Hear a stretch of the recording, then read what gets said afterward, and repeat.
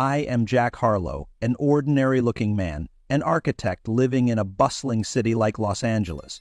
But don't let that appearance fool you. Inside, I am a man who has endured too much pain to get to where I am today. I have a life that many dream of. A stable job, a house that I designed and built with my wife, Rachel. She is the one I love, the one I've built everything with, from our college days to the start of our careers. But everything changed after one day when I came home later than usual. I walked into the house, dropped my bag on the floor, feeling the unusual silence.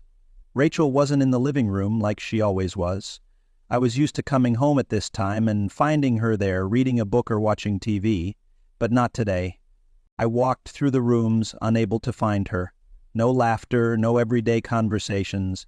And when I entered the bedroom, I heard strange sounds coming from inside. It was a phone call, but not from her. I distinctly heard Rachel's voice, but something was off. She was talking to someone. The bedroom door creaked open. I stood there, frozen, trying to stay calm as I listened to every word she said. A conversation I never thought I would have to hear. Yes, I'll have everything ready. What about that item? Are you sure you'll bring it? I don't want him to find out. I feel like he's starting to get suspicious. The voice was Alex's, a colleague I never thought about. Those words, they sounded like the clearest confession of something I didn't want to believe. Don't worry, I've told him not to worry about it, but I can't take this for long, especially now that I'm pregnant. Yeah, I know. He doesn't suspect anything, I'm sure. I could keep going. But don't forget to do the Kegel exercises, so when you get home, he won't suspect anything. My heart stopped.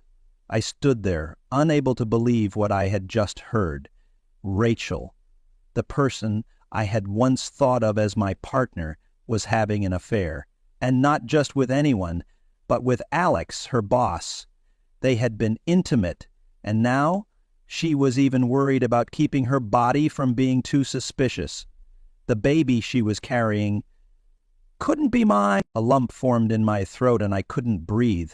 I wanted to rush in and confront her immediately, but something held me back. I needed to be sure. I needed to know everything. I decided not to confront Rachel directly. I didn't want to lose control. I hired a private investigator, a professional I could trust. I followed her movements throughout the week, recording every call, every movement, and what I discovered left me nearly breathless. She met Alex at a hotel, exchanged flirtatious messages, and the sounds of their meeting, it was all clear. I recorded every conversation, and the investigator provided me with more photos, videos. I had enough evidence to not deny it any longer. When I looked at those photos, my heart filled with hatred and pain. But I knew I couldn't let my emotions take control. Everything had to be done methodically to ensure that Rachel and Alex didn't slip away without facing consequences. That night, when Rachel came home, I was ready. She walked in with a suitcase in hand, still on the phone. This time, I didn't need to listen. I already knew everything. "I'll be home soon. Everything is ready," she said. She looked at me confused as I stood in the living room, no signs of panic. I just stood there, silently watching her. "We need to talk," I said. Rachel stopped, looked at me, then said, "What's going on, Jack?" Her name felt like a knife to my heart. Why should I have to call her she when we were once husband and wife, when everything was still good? But now it was all gone. "I know everything about you and Alex," I said, my voice steady, but inside it was a storm. "I know everything you've done, everything you've hidden." She froze, saying nothing, but I could see the panic start to creep into Rachel's eyes. She couldn't believe that I knew. I couldn't stop thinking about what I had heard. Rachel's and Alex's words echoed in my head like a deep wound in my mind. Over the next few days, I started putting together all the signs of doubt that I had previously ignored. I couldn't believe that the person I loved the most could betray me so shamelessly. Rebuilding the pieces I had once considered normal, I realized clearly that Rachel had changed over the past year. She had become more secretive, less open about her work and life. Sudden phone calls, longer business trips, and nights when she came home late without explanation.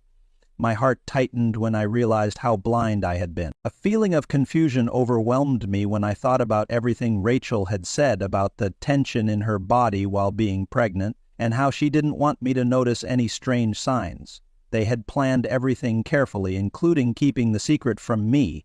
But now, I knew everything. I decided not to just stand still. I had to face the truth, confront the betrayer, and expose what Rachel had hidden. I knew I needed clear evidence and couldn't rely on just words. I hired a private investigator, an experienced and trustworthy one. Together, we started tracking Rachel's every move. Each time she went out, it was another conversation. Each business trip was another opportunity for me to find more proof. I didn't miss a single detail. The investigator provided me with recordings, photos, and videos capturing Rachel and Alex's meetings, moments I never thought would happen in my life. One of the recordings chilled me to the bone. Rachel and Alex were laughing about a trip they were about to take together. They were talking about booking a hotel room just for them, to enjoy the weekend without being disturbed.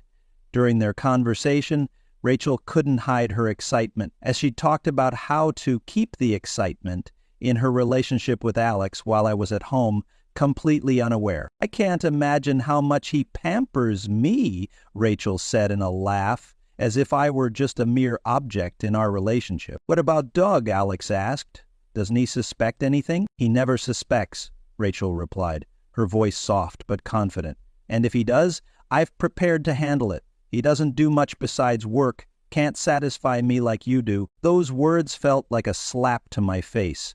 I wanted to rush over and throw everything out, but I stopped. I knew I had to be patient. I needed a plan. I couldn't act hastily because I didn't want to become a failure in my own life. Finally, everything was in place. The irrefutable evidence was ready, but I still didn't confront Rachel immediately. Every detail of my plan had to be perfect. I wouldn't just accuse her of betrayal. I would make her feel the greatest loss of her life. When Rachel came home, I was there. She walked in with a smile still on her face, but that strange look, something different from usual, made me realize that she wasn't as innocent as I had once thought.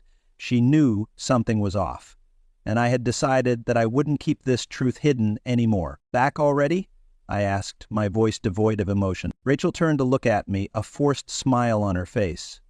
"Yeah? What are you doing?" I didn't answer her question, but just looked into her eyes, then said firmly, "I know everything. I know about Alex and everything you've done behind my back." She paled, her eyes filled with panic. But instead of looking at me with shame, Rachel tried to justify herself, saying it wasn't what I thought. She said her work was too stressful, and she just wanted someone to share with. "I don't need an excuse, Rachel," I interrupted. "I don't need to hear your justifications. You betrayed me and I will never forgive you." Silence filled the room. Rachel stood there, silent. She could deny it, she could cry, but I no longer felt anything for her. The only feeling left in me was emptiness. Everything I had done for her now seemed meaningless. But I knew I had to move on.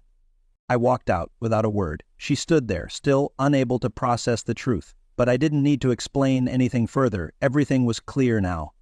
The bitterness inside me didn't fade. Even though I had faced the betrayal from Rachel and Alex, even though I had exposed everything I knew, this feeling still couldn't be quenched.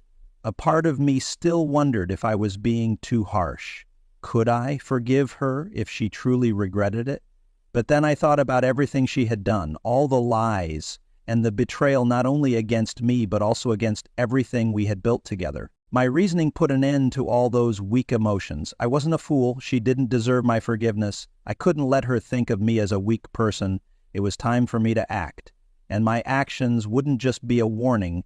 It would be a powerful statement that no one could deceive me without paying the price. My revenge plan had formed clearly in my mind. I would make Rachel pay for what she valued most, the house we had built, the effort and love I had put into it. I wouldn't destroy everything, but I would make her feel the emptiness, the loss in every piece of furniture, every space she once considered our home. When I started dismantling everything, my coldness grew stronger. I started with the living room, where I had spent hours designing, where we had sat together, drinking coffee every Sunday morning. Every item, from the expensive sofa to the pictures on the walls, was carefully taken apart, packed away, and placed in the bedroom. I remembered the day we picked out each piece of furniture together. Rachel loved this blue sofa. She spent the whole morning choosing it. But now, it no longer meant anything to me. I took it apart, carefully unscrewing every screw to return everything to its original state. No more connection. The feeling when I dismantled that sofa was the feeling of wanting to break free from everything I had given her. She thought she could leave and hurt me without any consequence. But no, I wouldn't let that happen easily. Next was the kitchen, where Rachel and I cooked warm meals together on weekend nights. I clearly remember the times she stood in the kitchen, radiant with a happy smile as we cooked dinner for the family. But now, this kitchen was no longer a place of love and happiness. I started to disassemble each appliance. The fridge, the microwave, the dishwasher, all were taken apart. I didn't destroy them, but I made sure they became useless. All the work I had put into building this house was now reduced to debris, pieces that could never be restored. Every time I disassembled something, I felt like I was breaking apart every piece of that relationship. I didn't want Rachel to come back and feel like she could easily start over. I wanted her to understand that nothing was immune to loss. When I dismantled our bed where we had shared so many dreams and restless nights, I couldn't help but think about those nights when she was beside me.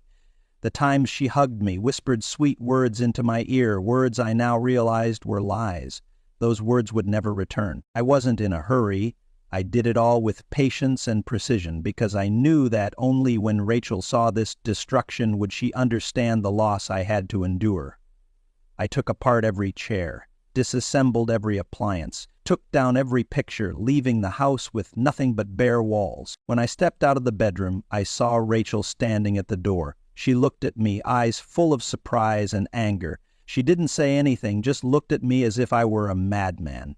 "What are you doing, Jack?" Rachel said, her voice trembling but trying to stay calm. "I'm taking back what I've lost," I answered, my voice calm but filled with determination. She stepped inside, trying to push me away from the living room, but I didn't budge.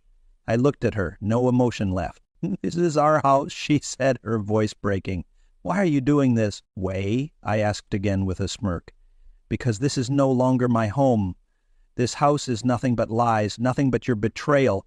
Now, it's just trivial things that mean nothing." Rachel stepped back a step, her eyes full of fear. She understood. She knew that she had lost everything, not just the house, but me, the one she thought would always be there. At this moment, I felt a sense of relief, though it wasn't joy. I had nothing left to lose, only freedom and self-respect, and I would keep that for the rest of my life. Finally, I understood that betrayal was not just the loss of love, but the loss of oneself. In this life, self-respect and honesty in relationships are the most important values, and no matter how painful it may be, if a relationship is no longer built on that foundation, then the ending is inevitable. The end of my relationship with Rachel was the beginning of a new journey, a journey that I would walk alone, no longer burdened by lies and betrayal. Happiness isn't something that can be given easily, but something that each person must build from within. The price Rachel had to pay wasn't just losing me, but also losing the trust and respect of those around her. And me, I had found strength in letting go of a painful past, to move into a future that I would create with my own hands.